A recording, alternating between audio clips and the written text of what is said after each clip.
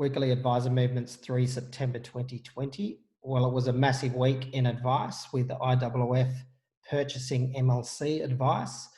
I think that was a shock for everybody, not just the industry itself, but I think more so for the MLC staff and for the advisors who were probably anticipating a private equity and or management type buyout. So that's a surprise for everybody. Just last week, my quote of the week was assigned to Brendan Johnson, who's the CEO of 1050, the newly formed 1050 at MLC. So obviously that will look like it's going to be disbanded under IOOF as advisors move into those licenses.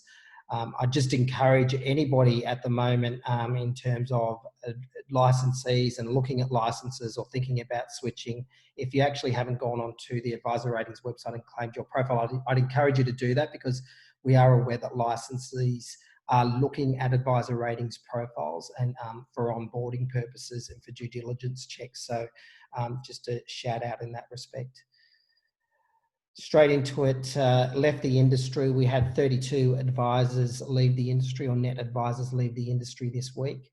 In terms of switches, 24, just acknowledging that number separately from those who are doing their own analysis on the Financial Advice Register. Obviously, this is discounting the internal switches between licenses. So you'll notice NAB were transferring advisors to their Garvin license that obviously is going to be made redundant under IOOF, and there's a few advisors that were transferred between existing Macquarie Bank licenses. So just if you're doing that double check, that's the reason why we've extinguished those numbers from the switching.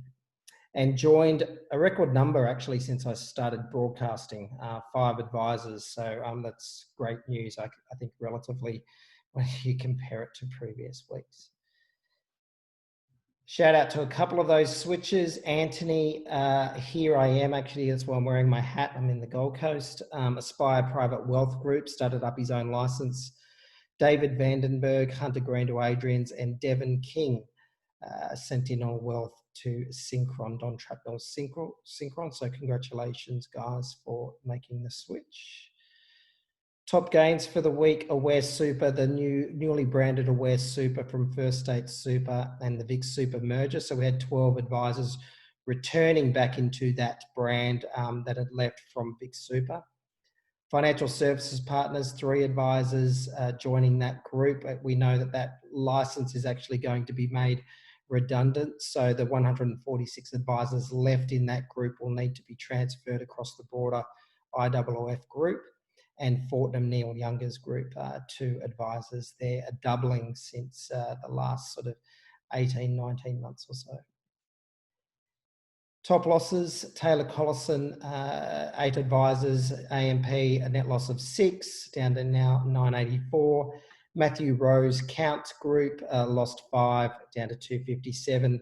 The small WA Super brand, mostly intra-fund advisors there, lost 4, down to 5, and Lonsdale, IOOF owned Lonsdale, a loss of 3.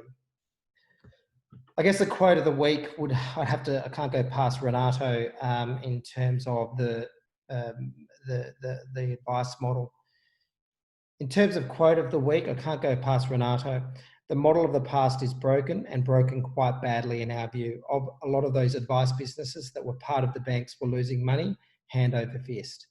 They were losing tens of millions of dollars a year, and that was okay because they were extracting margin out of products, and that creates all sorts of conflicts. So we're, again, thinking about Advice 2.0 under the IOOF brand, and I think no doubt the AMP brand as well. We'll see what happens and transpires across those 2 broader groups as they look to obviously merge MLC and IOOF together, and also as AMP look to across their entire wealth division and infrastructure division or asset management division. So it'll be interesting to see what transpires out of that. But before I close off, if you haven't claimed your profile, please do go to Advisor Ratings and it will make sure that you're highly visible to any license that's looking around. And that's it for the week. Thank you.